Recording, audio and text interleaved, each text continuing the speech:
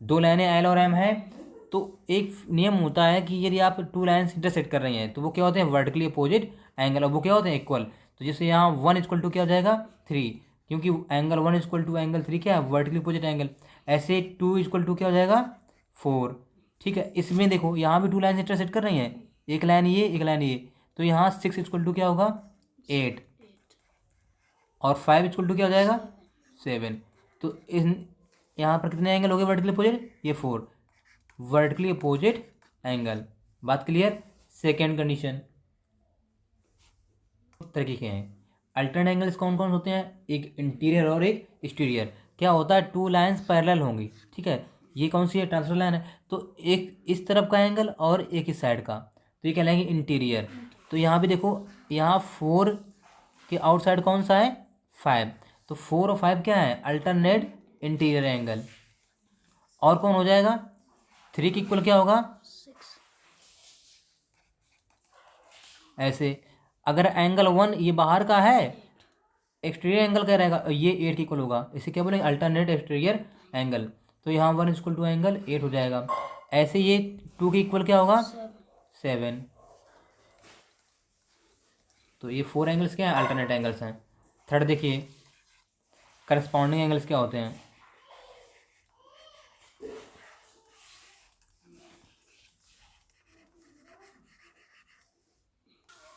Corresponding angles की बात कर रहे हैं, जैसे एक ही साइड का, ये दोनों एल और एम पैरेलल है, टी क्या है, ट्रांसफर लाइन है, तो एक ही साइड का एक अंदर वाला एंगल एक बाहर वाला, मतलब एक्सटीरियर और इंटीरियर एंगल्स, वो क्या होंगे, करस्पॉन्डिंग एक ही साइड के। तो एंगल टू इक्वल टू क्या होगा, एंगल फाइव। ऐसे थ्री इंटीरियर है और ये क्या है, एट एक्सटीरियर है, तो यहाँ पर थ्री इक्वल टू क्या हो जाएगा, एंगल एट। ऐसे इस साइड देखो, वन के इक्वल क्या होगा, क्या होगा वन के इक्वल, करस्पॉन्डिंग में सिक्स होगा, क्या होगा, one equal to angle six, and four equal to क्या हो जाएगा, सेवन। तो ये क्या है, करस्पॉन्डिंग। तो हमने वर्टिकली अपोजिट, अल्टरनेट और करस्पॉन्डिंग सीख लिया। नोट करिएगा, को इंटीरियर एंगल्स की, वहाँ पर क्या होता है, जैसे टू लाइन्स क्या है, ये पैरेलल है, थर्ड क्या है, ये ट्रांसफर लाइन है, तो एक ही साइड के अंदर वाले एंगल जो इंटीरियर एंगल है उनका सम क्या आना चाहिए, 180 डिग्री। तो यहाँ देखो, एक ही साइड के अंदर वाले कौन से हैं, एक थ्री और एक कौन है, फाइव। तो angle three plus angle five equal to कितना आ जाएगा, 180 डिग्री। इन्हें बोलेंगे को इंटीरियर एंगल्स बोलते हैं, या कॉन्स्टिट्यूटिव इंटीरियर एंगल बोलते हैं, क्योंकि लगातार होते हैं। जैसे सिक्स के बाद क्या आएगा, फोर, एक ही साइड का है, तो अंदर वाले जो एंगल्स हैं वो क्या कहलाएंगे, आपके को इंटीरियर एंगल्स। इनका सम कितना होगा, 180 डिग्री। बात क्लियर, नोट डाउन। क्वेश्चन दिया गया, if L parallel to M and angle one equal to 45 degree, then find all other angles. मतलब 2 3 4 5 6 7 निकालना है आपको है। तो गिवन है, सबसे पहले गिवन क्या है, डाटा देखिएगा,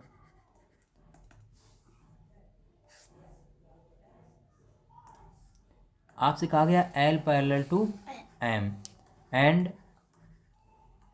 टी इज अ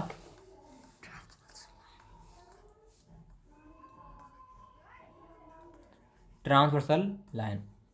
जब ऐसा केस होगा तो वहाँ पर को इंटीरियर, करस्पॉन्डिंग, अल्टरनेट, लीनियर की कंडीशन या फिर वर्टिकल अपोजिट एंगल की कंडीशन लगाएंगे। तो यहाँ पर अगर एंगल वन दिया गया है 45 डिग्री, कितना दिया गया है, 45 डिग्री। अब अगर हमें एंगल टू निकालना है तो निकाल सकते हैं। आपको मालूम, जो कोई स्ट्रेट लाइन होती है वहाँ से इधर ही मान लो इसका पॉइंट ओ है, तो ये वर्टेक्स तरह काम करेगा, तो यहाँ पर ये एंगल और प्लस ये एंगल क्या कहलाएगा, लीनियर पेयर। तो ऐसे यहाँ पर वन प्लस टू क्या हो जाएगा, लीनियर पेयर। तो टू को निकालने के लिए क्या करेंगे, since we know that angle one plus angle two equal to 180 degree. Reason क्या रहेगा, लीनियर पेयर। ओके, देखिए, तो एंगल वन कितना दिया गया है, 45 degree, plus angle two equal to कितना आ जाएगा, 180 डिग्री। एंगल टू फाइंड करने के लिए 180 से 45 डिग्री माइनस कर देंगे, तो एंगल टू आ जाएगा, कितना आ जाएगा, 45, 135 degree. That's clear, note down. जब टू लाइंस इंटरसेक्ट कर रहे हैं तो ये क्या बनते हैं, वर्टिकली अपोजिट एंगल। ये वाला इसके इक्वल हो जाएगा और ये वाला एंगल इस वाले एंगल इक्वल हो जाएगा। तो यहाँ भी देखो, ये टू लाइन्स हैं इंटरसेक्ट कर रही हैं, तो यहाँ पर एंगल 1 इक्वल टू क्या होगा, एंगल 3। जितना एंगल 1 होगा उतना एंगल 3 होगा। तो 1 दिया गया 45, 3 भी कितना हो 45। ऐसे एंगल 2 फाइंड कर लिया, कितना आ गया 45, एंगल 2 135। तो एंगल 4 भी कितना हो जाएगा 2 के इक्वल, तो 135 डिग्री। क्लियर। क्या था, एंगल 4 और 5 क्या है, अल्टरनेट एंगल्स हैं। क्या है, अल्टरनेट। तो 4 आ चुका, 5 भी आ जाएगा। तो एंगल 5 इक्वल टू हो जाएगा एंगल 4 कितना आया 135। रीजन क्या रहेगा, यहाँ पर अल्टरनेट एंगल का कंडीशन लगाएंगे, और जो ये 3 और 4 निकाले थे वर्टिकली अपोजिट की प्रॉपर्टी से लगाए थे। ऐसे एंगल 3 इक्वल टू क्या होगा, एंगल 6। 3 आ चुका है 45, तो एंगल 6 इक्वल टू आ जाएगा एंगल 345 है। Reason alternate angles. अब बात करें 5 और 8 में क्या रिलेशन होगा, 5 और 8 क्या वर्टिकली अपोजिट हो जाएंगे, तो जितना 5 उतना 8 होगा। ऐसे 7 भी 6 के इक्वल होगा, तो 7 इक्वल टू 6 कितना आया है 45 degree. Reason vertically opposite angle. ऐसे एंगल 8 भी क्या हो जाएगा, एंगल 8 5 के इक्वल होगा, तो एंगल 5 आया 135 आया है। ये जो क्वेश्चन है उसमें कहा गया if L parallel to M then find the value of X. देखिए अगर लाइन पैरेलल्स हैं तो ध्यान रखिएगा वर्टिकल अपोजिट एंगल्स, या अल्टरनेट, या करस्पॉन्डिंग, या लीनियर पेयर कंडीशन, या स्ट्रेट लाइन कंडीशन, या फिर कोई इंटीरियर कंडीशन।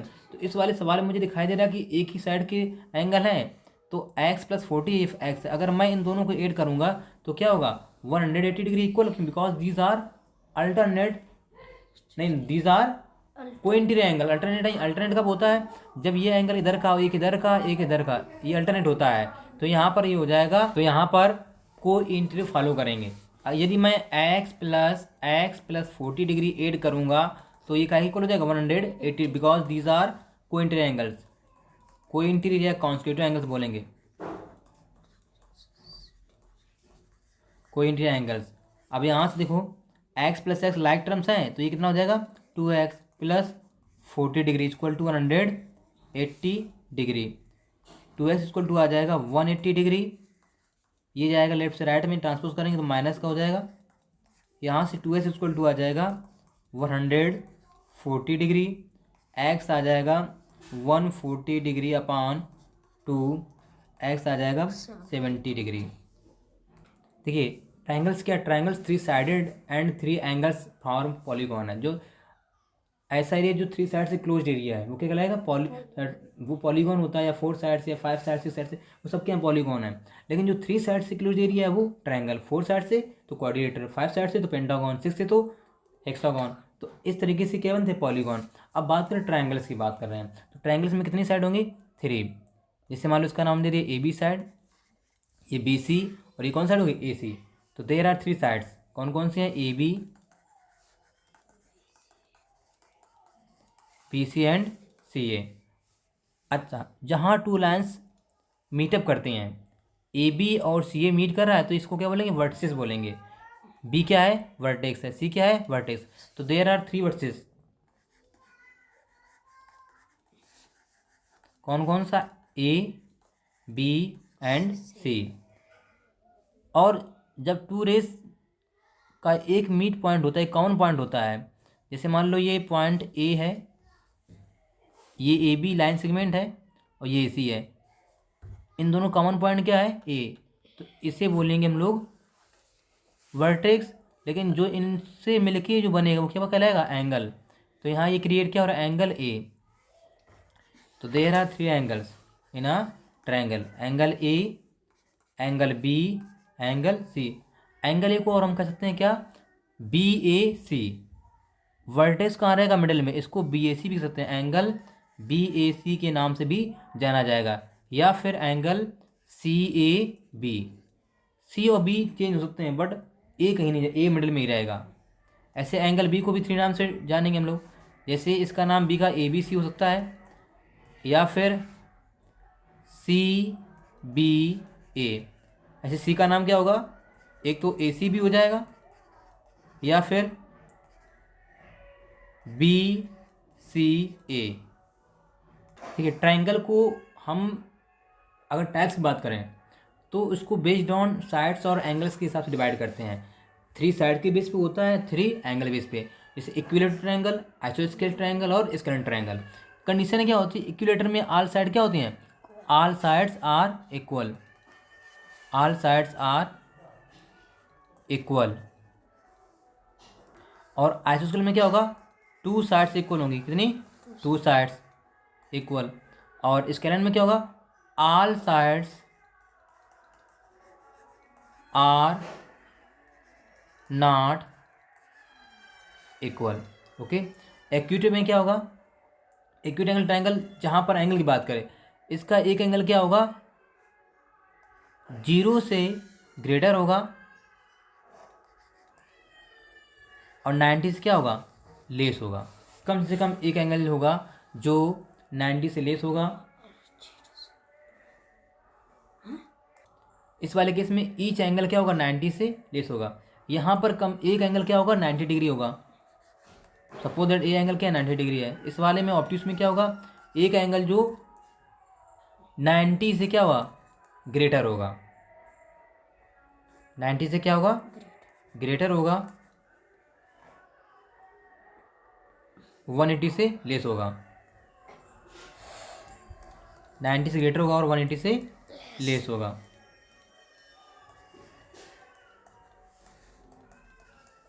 वो क्या कहलाएगा, ऑब्ट्यूस।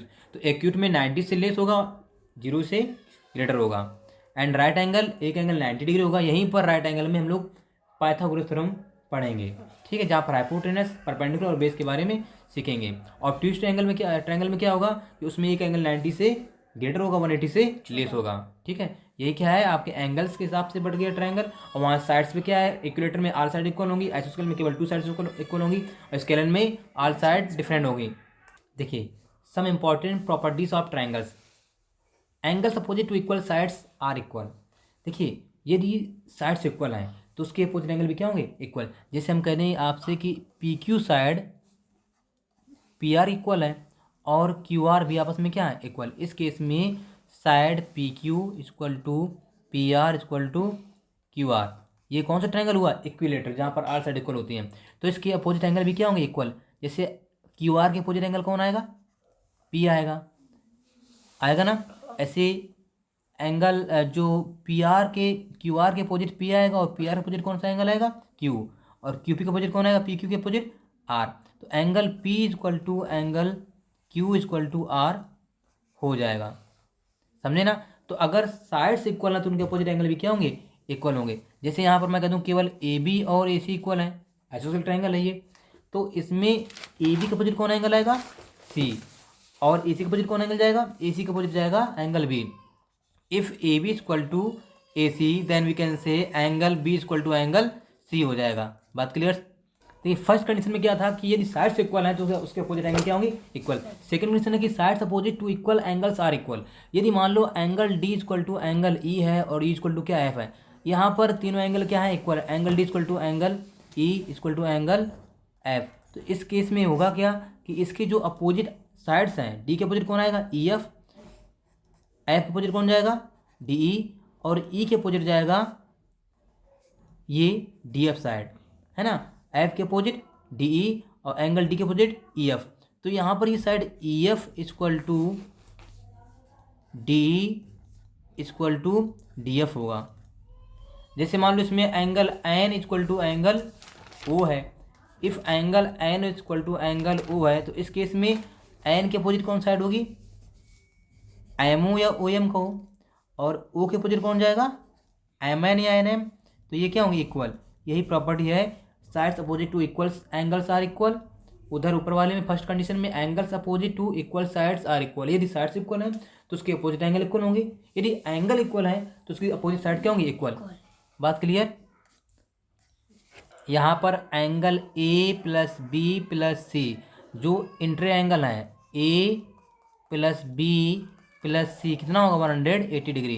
कहा गया है कि sum of all inter angles of a triangle is 180 degree. Angle को हम ऐसे भी लिख सकते हैं क्या, angle B A C, angle B के लिख सकते हैं angle A B C plus C के A C B equal to 180 degree.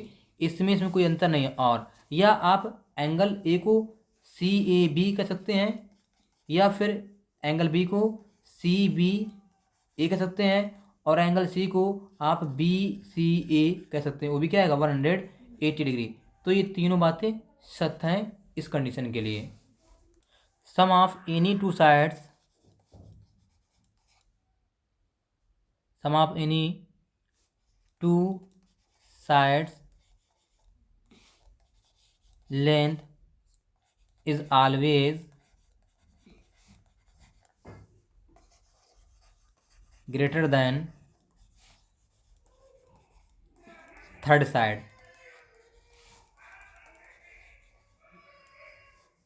देखिए सम ऑफ टू साइड, अगर कोई ट्रायंगल बनेगा तो कंडीशन उसकी क्या है कि टू साइड का जो सम आएगा वो ऑलवेज ग्रेटर किससे होगा, थर्ड साइड से। जैसे AB और AC मैंने ऐड किया तो बचा कौन साइड, AC, तो ये ग्रेटर होना चाहिए इसका सम। जैसे अगर मैं BC लेता हूँ प्लस AC लेता हूँ तो थर्ड साइड क्या है, AB से ग्रेटर इसका सम आना चाहिए। यदि मैं AB प्लस AC ले रहा हूँ तो थर्ड साइड कौन सी है, BC। ये कंडीशन फॉलो होनी चाहिए। यदि ये नहीं फॉलो हो रही ट्रायंगल बनना इम्पॉसिबल है। ये कंडीशन प्रॉपर्टी फॉलो होनी चाहिए। यदि मैं AB प्लस BC करता हूँ, AB 8 है, 8 plus 6 greater than third side कौन सी है, 5 होगा। 8 6 14 ग्रेटर देन आ रहा है 5 से, तो हमारा कंडीशन फॉलो कर रहा है फर्स्ट वाली। सेकेंड क्या है, यदि मैं BC प्लस AC लेता हूँ, BC 6 है और ये AC 5 है, तो इसमें 6 प्लस 5 थर्ड साइड कौन सी 8 आ रहा है, 11 ग्रेटर देन 8। थर्ड कंडीशन क्या फॉलो करते हैं सी में, जैसे इसमें कहा AB कितना दिया गया है 8 और AC 5 greater than third side 6। देखो आ रहा है नहीं आ रहा है, 13 ग्रेटर देन 6। तो ऐसा ही ट्रायंगल बन पाएगा। यदि ऐसी कंडीशन फॉलो नहीं हो रही है, थर्ड टू साइड का सम थर्ड से ग्रेटर नहीं आ रहा है, तो ट्रायंगल बनना इम्पॉसिबल है। तो ये प्रॉपर्टी फॉलो होना चाहिए। अब next property exterior angles of a triangle. अब एक्सटीरियर एंगल क्या होता है, सपोज दैट ABC एक ट्रायंगल है, ठीक है। यदि मैं साइड AB को प्रोड्यूस कर दूं, अर्थात उसको क्या कर दूं, बढ़ा दूं। जैसे मैंने AB को बढ़ाया, B को बढ़ाया ना, इधर पॉइंट D तक ले गए। सपोज कौन सा पॉइंट है ये, पॉइंट D। तो इसका क्या कहलाएगा, यहाँ पर जब हम पॉइंट D तक ले गए तो ये जो एंगल यहाँ बन रहा है जिसका नाम है CAD को या DAC, तो ये क्या कहलाएगा, इस ट्रायंगल का एक्सटीरियर एंगल कहलाएगा। ऐसे मैं यदि C को बढ़ा दूं तो यहाँ भी क्या बनेगा, एक्सटीरियर एंगल। यदि ये इधर बढ़ा दूं तो यहाँ भी क्या बनेगा, एक्सटीरियर एंगल। तो प्रॉपर्टी क्या होती है वो देखिएगा।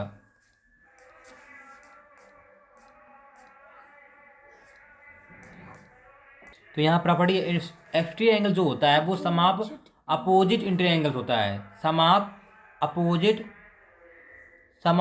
Opposite two interior angles.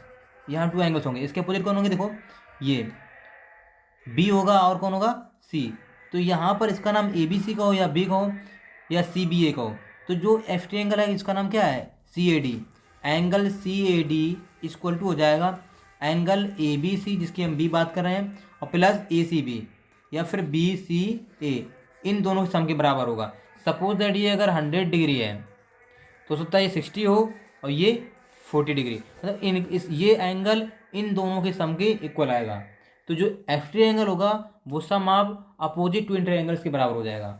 उसके जो अपोजिट इंटीरियर एंगल होंगे, दो ही होंगे एंगल्स, उन्हीं के सम के इक्वल होगा। वो क्या करेगा, एक्सटीरियर एंगल प्रॉपर्टी। क्लियर है। यहाँ find the value of XY, ये ट्रायंगल भी दिया गया है और देखो ये एक लाइन है, ये भी एक लाइन है, ये दूसरे को क्या इंटरसेक्ट कर रही है। तो ये एंगल और ये एंगल क्या कहलाएंगे, वर्टिकली अपोजिट एंगल। तो यहाँ से Y की वैल्यू आ गई आपकी 50 डिग्री। रीजन क्या रहेगा, vertically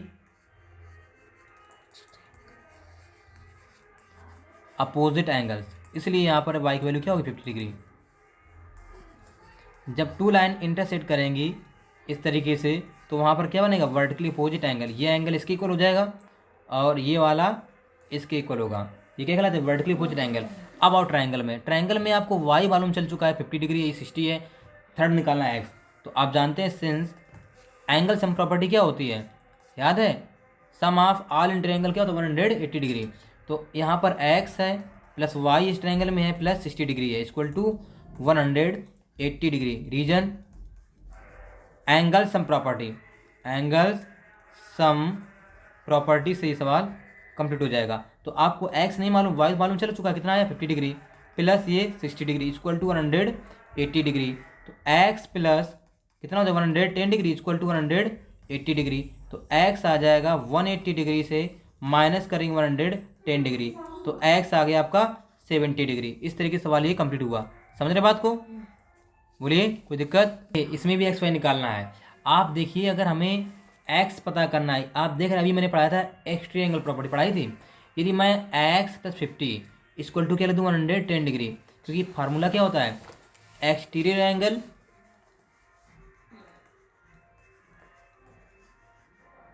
equal to sum of opposite interior angles. तो यहाँ पर ये क्या काम कर रहा है, ट्रायंगल का एक्सटर्नल एंगल। तो 110 डिग्री दिया गया है, इसके अपोजिट कौन एंगल होंगे 50 और ये एक्स वाला। तो यहाँ 50 डिग्री प्लस एक्स। तो एक्स फाइंड करने के लिए मैं एक्स को रखूँगा राइट में, इधर ले आऊँगा 50 को, तो लेफ्ट से राइट से लेफ्ट जाएगा तो माइनस हो जाएगा इक्वल टू एक्स। तो यहाँ से आ गया ये कितना 60 डिग्री, कितना आ गया ये 60 डिग्री इक्वल टू एक्स हो, या X equal to 60 degree, X मिल गया। अब आप चाहें तो एंगल सम प्रॉपर्टी लगा दो, या फिर मैंने बताया था this is a linear pair, straight line है, यहाँ पर क्या बनेगा लीनियर पेयर। इफ मैं y प्लस 110 डिग्री करता हूँ इक्वल टू क्या हो जाएगा 180 डिग्री, रीजन लीनियर पेयर। तो y आ जाएगा 180 डिग्री माइनस 110 डिग्री, तो y कितना आ गया 70 डिग्री। अदरवाइज आप एंगल सम प्रॉपर्टी लगाते तो x plus Y plus 50 equal to 180, तो 50 plus 60 equal plus Y equal to 180, तब भी कितना y आता 70 डिग्री। तो दोनों मेथड सवाल लग सकता है।